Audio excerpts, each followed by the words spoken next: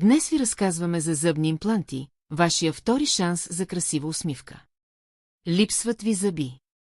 Протезите падат. Трудно дъвчете храна. Зъбният имплант е изкуствен корен в коста. На него се слага нов зъб, изглежда и работи като истински. Процедурата е лесна. С модерна упойка почти не боли. Повечето хора се чувстват добре още на следващия ден. Операцията от 1 до 2 часа. Сръстване с коста от 3 до 9 месеца. Постоянни зъби след това. Защо цените са толкова различни? В България 600 евро, в САЩ 4000 евро. Къде сме ние? България и Турция са лидери по цени. Имаме късмет да живеем в регион с най-ниски цени. Импланти или протези? Каква е разликата? Протези. По-евтини.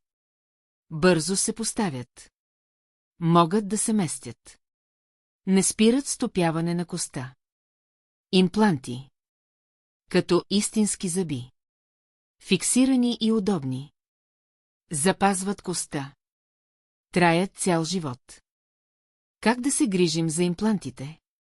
Четкайте 2 пъти на ден с мека четка. Ходете на зъболекар на 6 месеца.